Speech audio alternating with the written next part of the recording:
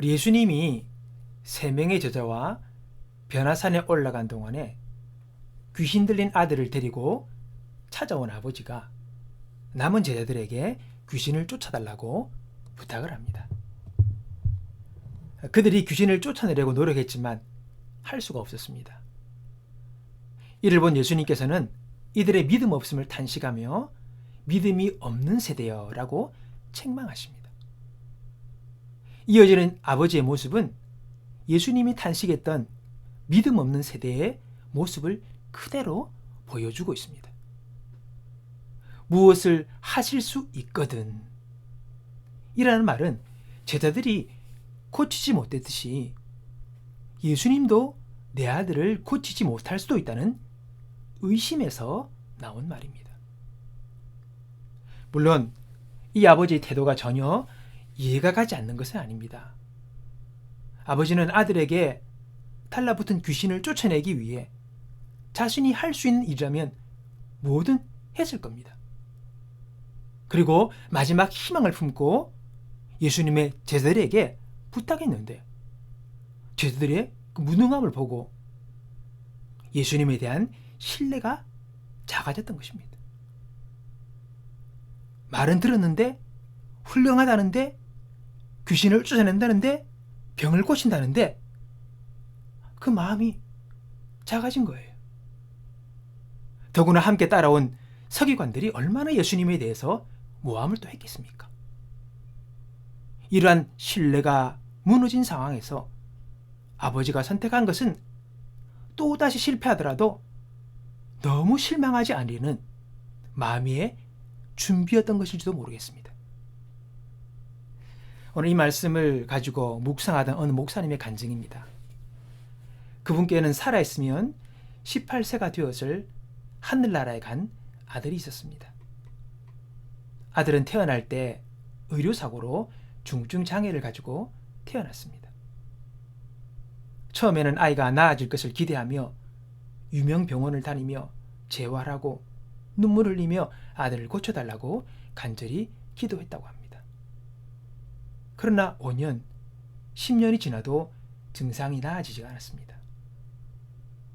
울고불고 기도하던 목사님은 이제 모든 것을 주님께 맡기게 되었답니다. 주님, 뜻이 있다면 낫게 해주소서.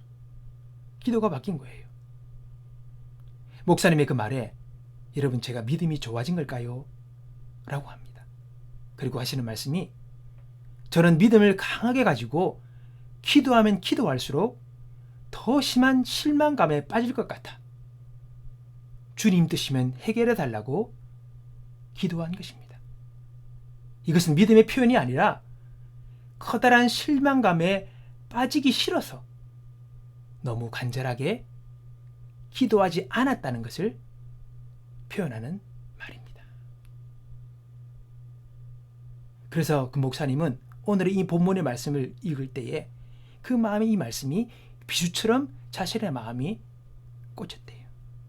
그러면서 우리가 실패와 패배의식에 사로잡힌 신앙생활이 되지 않기를 권면하는 글을 읽었습니다. 이미 마음에는 믿음이 떠난 것이죠.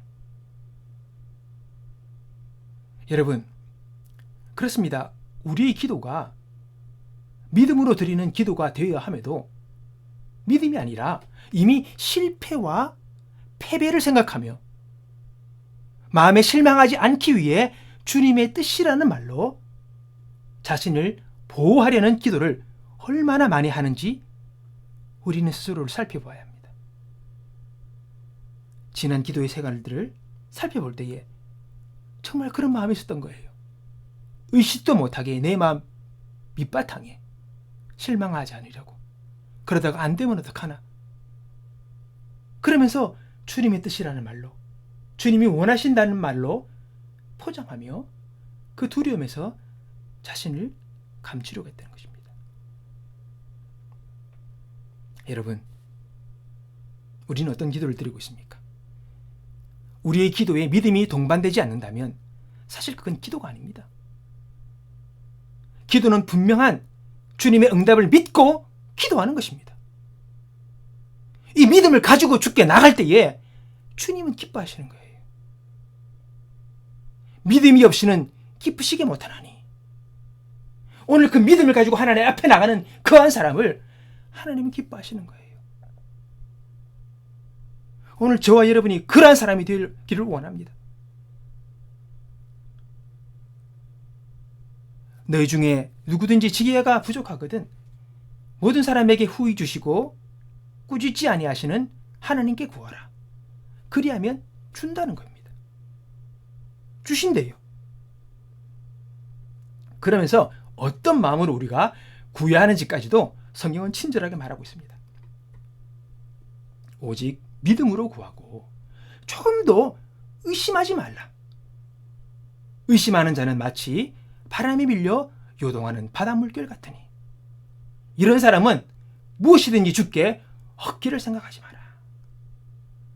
여러분, 마음의 정함과 믿음이 동반되지 못한 기도는 여러분 허공을 울리는 기도밖에 되지 않는 겁니다. 그건 이미 주님께 얻기를 원하는 그 마음 자체가 없는 것이지요. 기도가 아닙니다, 사실. 나의 기도는 어떤가? 하나님이 내 인생을 사는 인생이 되게 하실지 죽는 인생이 되게 하실지 의심하는 분이 계십니다. 요한복음 10장에 보면 예수님은 목자와 양의 비유에서 분명하게 우리에게 말씀하십니다. 도적이 온 것은 도둑질하고 죽이고 멸망시키려는 거다. 그러나 나는 도적과 다르다는 거예요. 내가 온 것은 양으로 생명을 얻되 풍성히 얻게 하려 합니다. 이것 위에 왔다는 거예요. 하나님은 우리를 도둑질하고 죽이고 멸망시키지 않습니다. 그분은 우리에게 생명을 주시고 우리의 생명을 풍성하게 하시는 분이 하나님이세요. 그게 바로 그분의 뜻인 것입니다. 하나님 나를 살려주실까? 살려주시죠. 내 인생을 잘되게 하실까? 잘되게 하시죠. 여러분, 우리를 살리시고 우리를 고치시고 우리를 잘되게 하시고 우리를 저주와 사망에서 끊으시는 역사는 지금 일어난 일이 아니에요. 이미 2000년 전 갈보리 십자가상에서 그 모든 것들이 해결된 것입니다. 우리는 지금 그것을 믿음으로 받아 누리는 것이지요. 오늘 이 시간 지금 2024년 7월 11일 하나님 나를 이제 고치시나? 아니에요. 2000년 전에 고치셨고 2000년 전에 우리를 구원하셨고 2000년 전에 우리를 살리셨고 우리에게 생명을 주셨고 이미 사망의 권세에서 저주의 권세에서 우리를 깨뜨리시고 살리셨습니다.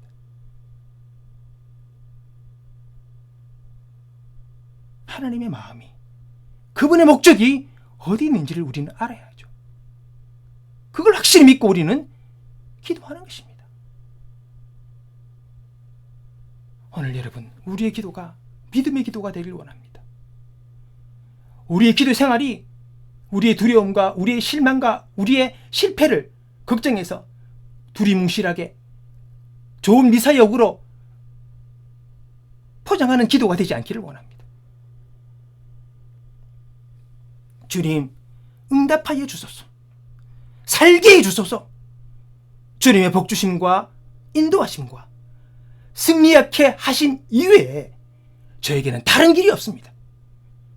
제가 주의 은혜를 입고 평생 주님의 영광과 은혜를 찬양하며 감사하는 나의 생이 되기 원합니다. 그렇게 살겠습니다. 주님, 역사하시고 응답하여 주시옵소서. 오늘 믿음으로 주님 앞에 나아가 응답받고 생명을 얻되 풍성이 얻는 우리 인생이 되고 영혼이 잘되고 범사가 잘되며 강건케 하시는 주의 역사심을 누리며 이 모든 것이 주님께로부터 왔다고 우리 평생의 삶을 통하여 그분 앞에 감사와 찬양과 영광을 돌리는 저와 여러분의 삶이 되기를 주님의 이름으로 축복합니다.